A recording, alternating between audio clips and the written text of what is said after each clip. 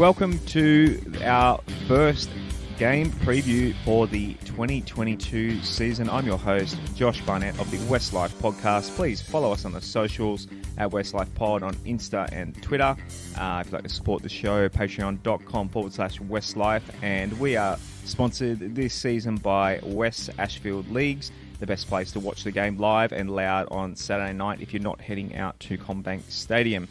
As well, don't forget, we had Robbie Farah. I know we're getting a lot of good feedback from our chat with Robbie because he was just even better than my co-host here thought he'd be. So if you haven't heard it yet, I'm sure you have. Go back and listen. In the episode previously with Steve Mascord as well, we've heard a few good compliments about that one, as well as I bring in my co-host Rob Bashara. G'day, Josh. How you going? And what did you think of the Robbie podcast after listening to it back? Robbie was amazing. It was like you just said, it was more than we expected. He was really honest and forthright with his views, gave us a good insight into what's going on at the club, and he's given us a bit of a plug since then as well with Instagram and stuff like that. Yep. So it was great to have him on, and I really appreciate him coming on. I've been hounding him for quite a while now, so glad to finally catch him and get him on the show. Yep, he was fantastic. And I forgot as well, we have an email address if you want to contact us with feedback with anything on the show, podcast@westlife.com. So today we'll do a bit of news since we haven't been on the mic. We pre-recorded Robbie, so we haven't been on the mic for quite a while, so we'll catch up with some news and we'll preview the game against the Melbourne Storm. So first up in the news, so I'm sure I've seen it shared around a heap on the socials. Tigers losing their behinds. There's this clickbait article about Jock Madden being shopped around. Rob, I mean, why wouldn't his manager shop him around? I think everyone needs to kind of calm down. He's still under contract, that sort of thing. It's just a little bit of pressure on the Tigers to extend his contract. So are you worried at all? Not too worried. I mean, he showed some really good signs in the trial against the Roosters with the ball and with his kicking game. But like I said, I'm still not sold on him being big enough to handle the defensive and the rigours of first grade. So, if he does move on, good luck to him. I wish him well. But, he's going to find it hard breaking in for a spot, especially with Adam coming back later in the year. So yeah, he'll be waiting for quite a while if he stays at the Tigers. Yeah, the thing about bringing up halfbacks is it's like it takes so many years for them to really be at the top of the game. I mean, Cleary's an outlier a little bit with that, but unless they're really shining early on, then it's quite hard. But I hope he stays on and we don't let one go and the club re-signs him. But I don't. I won't be shocked if his manager's shopping around. That's his job. So elsewhere in the media, so old mate Phil Rothfield was saying, pretty much a bleeding obvious that Sheens is purposely standing back from coaching so Madge doesn't have excuses. Robbie Farah literally told us last week, Rob, that he's only lurking around the back and he's more about recruitment. So it's not really a secret news at all. Are you surprised at all? We kind of knew that Sheensy was kind of letting Madge have free rein and only come in every now and then. I'm sure Sheensy and Madge are talking about how they want the team to play, what they want to be done on the field together. For Rothfield to come up with that headline, I mean, you can't argue with the logic behind it, but I actually think it's just a crock. I mean, it's just a beat up to get us West Tigers fans, clicking on the article. Yeah. It's easy to say, well, what if he does get involved and something goes wrong? What's the difference? Like, it's everyone's involved. We're all accountable this year. So I don't think it's just on Madge. I think it's up to everyone to put their hand up if something goes wrong. It just can't be Madge being the fall guy. Yep.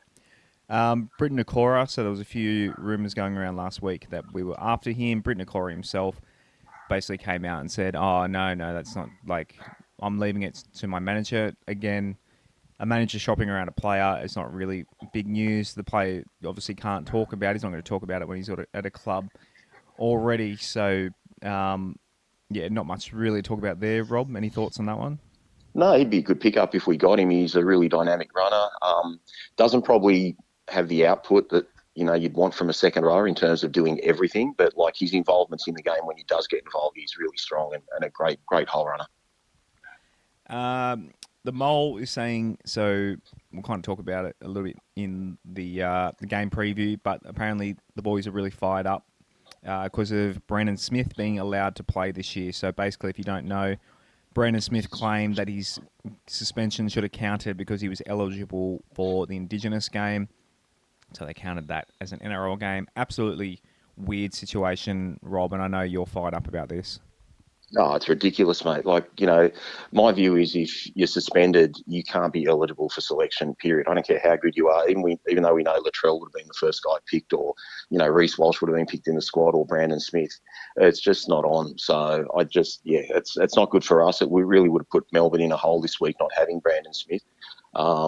He's a big in for them. But look, whether we're saying anything publicly or not about it, I don't think we are. But yeah, I'm sure the whole bloody club's pissed off about it. I'm pissed off about it. He's a great player. Yeah.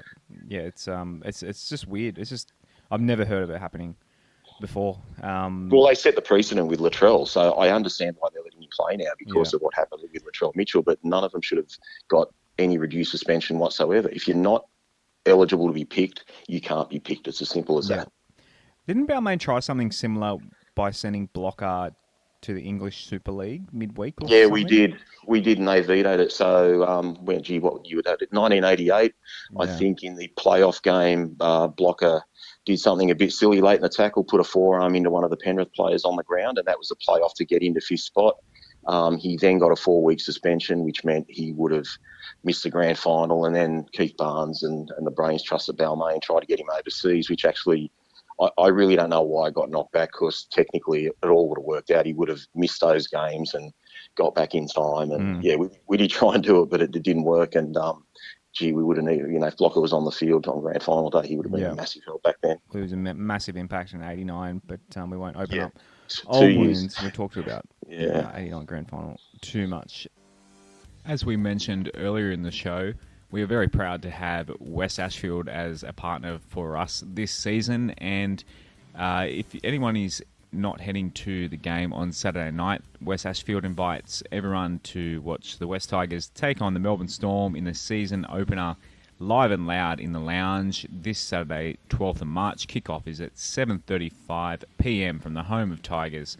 For those who've never been to Wests Ashfield, you can find it at 115 Liverpool Road, Ashfield. Make a night of it. Grab a bite to eat from their garden restaurant with delicious pizzas, burgers and footy specials. I had my birthday there last year and watched us kick the Newcastle Knights' butts last year. It's a great feed, my whole family. We love the food there. The new upgrades are great, and they've got the new late night Asian restaurant Walk On, which I cannot wait to try soon enough. So it's got all your Asian favourites. It's a noodle bar, delicious stir fries, and more made right in front of your eyes. So stay tuned for more exciting dining offers and giveaways via this podcast in association with Wests Ashfield. For more information, head to Wests Ashfield's website, www.westsashfield.com.au, or give them a follow on Facebook or Instagram at WestsLife Ashfield. Brooksy was... Oh, sorry. Before we get to Brooksy, we had the club had their a kind of weird pre-season launch. So the way that it worked was the players were at a core stadium in the function room. So basically the bubble was in there, and then across at Waterview was basically the premier members and a few old boys, including Robbie Farah. Robbie Farah was literally chatting us just before he was about to put on his suit and head over there. So that's why we extra appreciate Robbie sneaking us in, because he had somewhere to be that night. So on the night, Hall of Fame, West Tigers Hall of Fame life members added were David Trodden, Simon Dwyer, Peter Hardgrove, and Anthony Lafranchi. So I worked out that obviously the 2005 squad have dominated this thing, Lafranchi being the next one in. So the only ones left from the 17 in the grand final, Fadawira, Elford, Paddy Richards, and the captain, Scott Prince. Rob, who do you think... It's crazy that the captain... I know he was only with us a couple of years and left, but crazy that the guy that lifted the trophy is in the last four. As much as we love Anthony Lafranchi, surely Scotty Prince gets there eventually, and Paddy Richards, Fadawira, and Elford, I guess, I guess it depends on how successful we are going forward as well. Who puts their hand up um, to be deserving of it? But who are those boys? Do you reckon will be in next?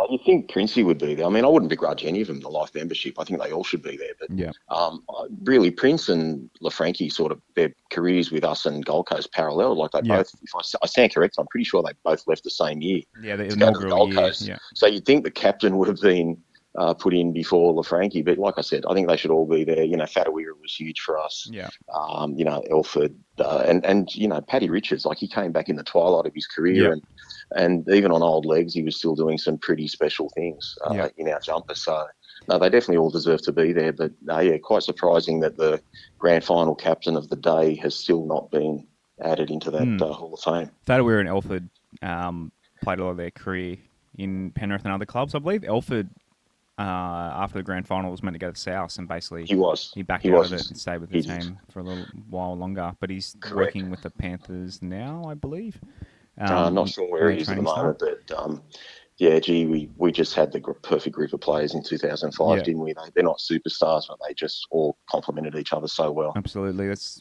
fingers crossed something like that. It's not too far away. So Brooksy, he was on 7 News the other night. I saw it coming up. It was, I don't know if you saw it, Rob. It was basically just Brooksy saying, "No, I'm not leaving, not going anywhere."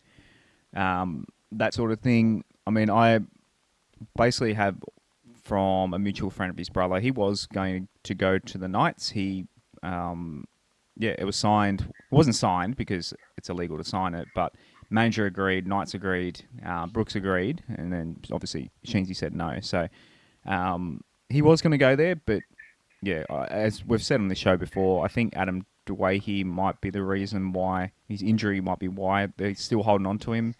Rob?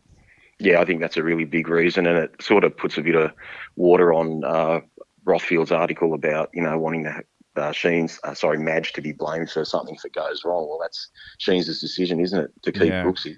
So look, I'm glad he's there. I mean, I'm one of those sort of I wouldn't say a believer, but I'm just hopeful that he can turn it around. I yep, really think Hastings will be a great influence for him, and there is a little bit of pressure off. I know internally, even the way Robbie spoke about it, like we obviously want to do our best, but the expectations aren't super high, even though they're going to try their best. So hopefully with a bit of pressure off, Brooksy can, have a big year this year. yeah, I think Hastings would be good for him, but if that doesn't work out well, when Adam, I mean, I wouldn't write off Brooksy leaving mid-season. I just think the amount of money that he's on. I know I was king of Brooks Island. I think it's just down to the money then, and if they can, I've got a chance to put money elsewhere, and he wants to go, and it's a clean cut. And obviously, we're not paying him playing at the Knights like the Robbie Farrow decision, which was one of the dumbest things in NRL salary cap history. Yeah. Um, yeah, I think I think Look, who knows? realistically, Josh, I think everyone who's coming off contract or has any doubts about their time with us is on notice. Yeah, No one's really got anything locked up. I mean, obviously Seth has, and a couple of guys have just signed, but even the good players, they've just got to. They've got to lift and they've got to show that they're going to take our team forward. And if they're not, I think everyone's head can just get chopped off the block. So, I don't think anyone should really feel safe. But yeah, we'll just see how it all pans out. Definitely Brooksy's on the big money, so that does put a bit more pressure on him. But if you get rid of him, you've got to have a number 7 that you found from somewhere that's ready to go. We need to find that really good number 7 if Brooksy's not going to be the man. yeah. Last bit of news, not obviously not rugby league related, but I know you were just as sad as I literally. There's been the celebrity deaths I've cried at over the years would be probably Phil Hughes because of how young he was, being a cricket fan myself and being the same age as Phil Hughes. Just tragic circumstances. Um, and Peter Brock, Steve Irwin, that week, those two died. And then Robin Williams is probably another one. And then Shane Warne is, yeah, again, maybe if he was a bit older, but man, he's just so young, 52, in tragic circumstances with 3 kids. Like, Rob, I know you've met him in the past. Do you want to share quickly your story about Warne? I know we're a rugby league podcast, but I'm sure there's plenty of people out there that just don't even Oh, cricket sure. fans love Warney. Yeah, I can't even remember what year it was. It might have been 2017, but we were in Vegas, and a mutual friend of both of ours, Tony Hasham, who's from Melbourne, we're all sort of poker players. He introduced us while we were there, and we had a bit of a chat. We were talking about catching up for dinner and playing some poker that night, which we ended up doing, and went out to the pool with a mate of mine, and then he came out with his kids, and him and his son Jackson just sat in the pool. We ordered a few drinks, and we literally just sat there talking for about an hour, hour and a half, and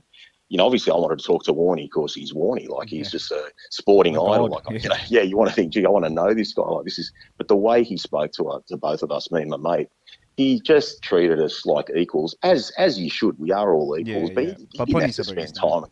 He didn't have to spend time with us or do. He's just such a, he was a great guy. But yeah, I found out, like most people, that were still awake on Friday night or Saturday morning, 1 a.m., and I literally couldn't fall asleep. Like it's just reconfirmed a lot of things. When someone dies, you just think about your mortality, and Yeah, unfortunately, death always wins. And that's sort of at a point now for me. Like I just feel like you've almost got to be insane to stay sane. There's just so much, so many sad things happen in the world. And like this is obviously just a heart attack or whatever. It's not like he's, had an accident or something like that. But he's so young, like yeah, 52. And, I think that's the part that hits you the most. Like, Kobe with a helicopter crash, he's 42 or 40, yeah. Oh, whatever he was. Like Kobe's another one. they're, Yeah, they're, that's they're cool. just so young, and you just think, so sad. And like you saw, he's like Jackson, his son, he's just such an introvert and really good kid. And you could see he was just hanging off every word his dad said. So, yeah, I mean, look, I didn't know him very well, but like I was, it was a pleasure to chat with him for so long. And yeah, I saw him a few months later, and he acknowledged me. He said, "G'day, how you going?" And he's just a real cool bloke, mate. You know, he's just loved everyone. So yeah, just really sad news, and it's a big loss to the sporting world and the world in general. Yeah, he's just an Australian icon. So R.I.P. Warney. It's just yeah, it's like Kobe. It hasn't sunk in. I can't believe it yet. So on back to rugby league. So lower grades this weekend. So the Maggies, the New South Wales Cup. They're 3:30 Sunday at Waminda Oval. Do you know where Waminda Oval is, Rob? Never heard of it. It's in Campbelltown, apparently. Okay. Sorry to everyone out Campbelltown. I'm sure we've got a lot of listeners out there, but I don't know my Campbelltown ovals that well, unless it's Campbelltown Stadium's actually in Lamia. But playing Mounties in New South Wales Cup. So yeah, a lot of players are watching this. So Logan Dillon, William Key, young Iverson Fua Tamal. So I need to work out how to pronounce his name properly. Sorry, Iverson. Toa Polga.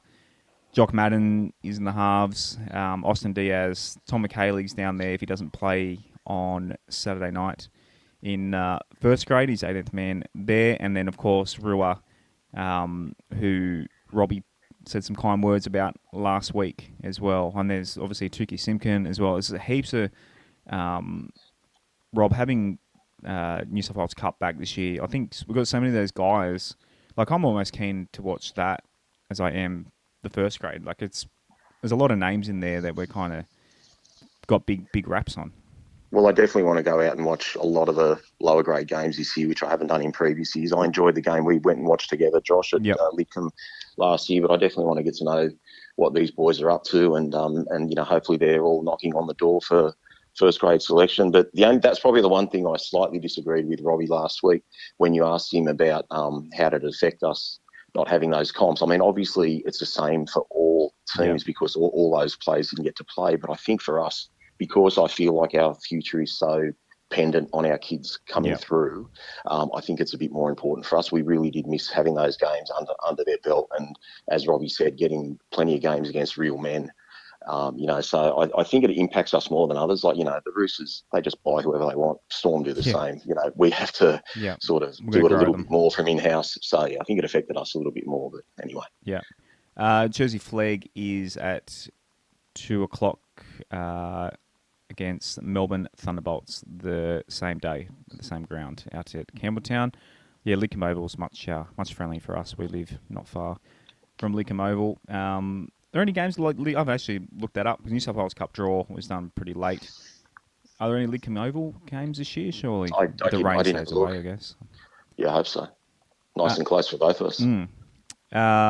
SG Ball and Harold Matt. So they were cancelled this week, but scores last week. So in ball, Balmain beat the Knights 18-16. Magpies didn't play their game against the Roosters. That was washed out in Harold Matts. Balmain beat the Knights 18-8, and Magpies had their game cancelled in that as well. So ladder-wise, Balmain's 8th in Harold Matts. Magpies are 4th. The Tigers are 6th. The Magpies are 14th in Harold Matts. Sorry, in SG Ball. The Harvey Norman girls, they're playing the Bunnies at 5:15. They're the pre-game on Saturday night at Commbank Stadium. They got towed up by the Roosters last week, 24-0. And the Tasha Gale girls, they have had their matches cancelled as well. So on to first grade. Finally, footy is back. We talked earlier that, about team list-wise, that Brandon Smith is in, but late scratching, kind of making up for it, Rob, is Jesse Bromwich. He's in COVID protocol, so that's a big loss for the Storm. Yeah, huge out there. I guess he's their co-captain, isn't he? So yeah, big out. I'm not sure who they're replacing him with, but they've always got plenty of big boppers, Melbourne. But yeah, look, every Storm player that they can be without would be a bonus for us, stating quite the obvious. Yep, 7:35 kickoff. I don't think I mentioned that yet at Commbank Stadium Saturday night. If you're not heading out there, be sure to watch it live and loud of our partners. Wests Ashfield, they've got it on the big screen there as well. So, also, speaking of that, the Ambush are doing a pre-game meetup at... I'll get Kelly to send me through those details and I'll tweet them. I don't have them on hand right now. But, they're getting a little meetup for first grade. It's cool. That looking forward to seeing people again, because it's been so long since we've watched, obviously, the trial, but watching an actual West Tigers game, it's been so long, obviously, because of the bubble last year. So super keen to get out there, as long as I can shake this illness that it's ripped through my family this week. But I'll get out of bed and push my way there as much as I can on Saturday night. So betting wise, last I saw, we were about $4 outsiders. That's probably about pretty accurate. I think with the Melbourne Storm, Rob, do you give us any shot at all? Yeah, of course I give us a shot. Yeah, why not? It's a first game, and it's hopefully we can get off to a good start and change things. I mean, Melbourne are going to be Melbourne. They're not going to beat themselves. They're going to play that power game. Jerome Hughes will be controlling everything, and they've got weapons all over the park. They've got Olam, who's a hard-running centre.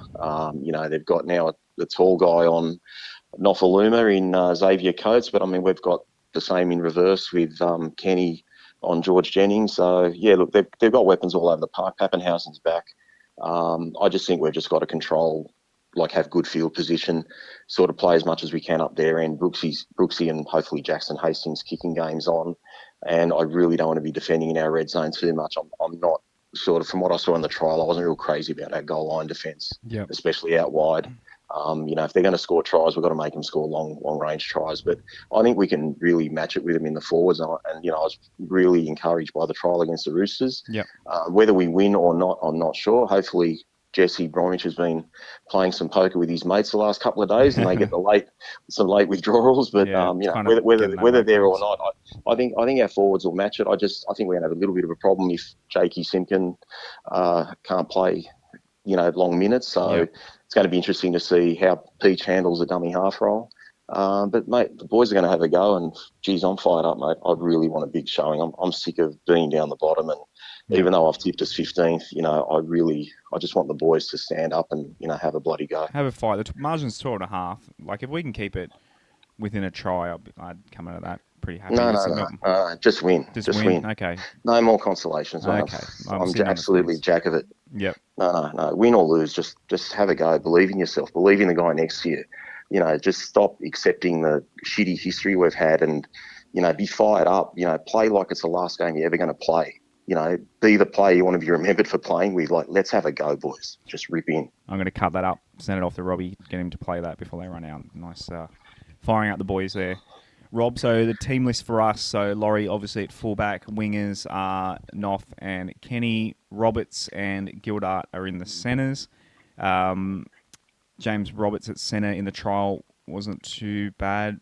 Rob. That was his best game, mate. Yeah, It really was his best game, but he needs to replicate that. And unfortunately for him, he's got the strongest running centre, like I said earlier, in Olam running at him. So he's going to need some help, putting him down. But yeah, we've just all got to turn up Saturday night. And Gildart too. He had some nice looks in a wet game. He looked great with the ball. He looked really good with the ball. Obviously, Dane Laurie, it's good to see him back out there. He hopefully he's in for a nice, big, healthy season. Obviously, the halves are Jackson Hastings and Luke Brooks. So our first real hit out with that halves pairing. Hastings really impressed me in the trial as well. Again, what can you take from a trial? But man, I'm just really, if there's one thing I'm looking forward to, it's seeing Jackson Hastings lead this team around. What about you, Rob? Agreed, mate. Agreed. Like I said, I keep saying don't take much out of trials, but that trial really did encourage me quite a bit. So, like you've mentioned all the players, like I think our back three's, quite good. We're going to get some good meters out of it. We've just got to keep, like the basic stuff, keep the errors out. Yep. Stay alert. I watched Melbourne's trial a couple of weeks ago, and I noticed quite a bit in the second half. They were just turning the ball inside quite a bit and working the markers over. So our markers really have to stay alert. Just stay on point. Just don't fall asleep for a couple of minutes, because if you do, that's where Melbourne can go back to back and make a 6-all game into an 18-6 game. So, we just got to stay alert, believe in the guy next to us, and just rip in and just make it our year. Absolutely. In the forwards, Alex Twal and Stefano Utoikamano at the front row. It's not a bad front row right there, Rob. That's a great front row, and I thought Musgrove's game, in the trial was really good, and we need him to put more of those sort of efforts in, instead of those Manly Anzac Day effort that we saw last year. So Musgrave was really encouraging. We've got Seyfarth on the bench. Garner's on the bench, which is a bit of an interesting one. So I'm guessing he's going to share some time with Kelma Tuolagi. So that'll be interesting to see where he plays. He might even play some backup point in the game as a centre. Who knows? It's just going to be quite interesting to see how Garner's used. He's not going to be used as a middle, surely. Yeah, who knows? Yeah, it's a weird one having a second rower on the bench. Joffa is at lock. Second rows are Kelma Tuolagi and Luciano Leilua. Those two looked really good in the trial as well. I think they're in for a big season as well. Luch looked like a powerhouse, and as I said, the narratives about how we let him go will start happening this year. I think he's going to be one of our best players again. Let's hope so. But you want him to play well. He's still on our jersey, so enjoy one last year of Luch. Referee is Chris Sutton. Any takes on Chris Sutton reffing the game, Rob? No, just my only take really, like I don't want to sound like a broken record, I wish this game was at Leichhardt or Campbelltown. That's all. I just think you should start your first home game at a home ground where we can sort of get that atmosphere like we had against Penrith last year, and just sort of make it our fortress and get behind the boys. So, look, hopefully the people that can go to Parramatta do show up on Saturday night. I can't make it, unfortunately, but I really hope people get out there and back the team, and the boys put in a really big effort. Yeah, we normally do start the year.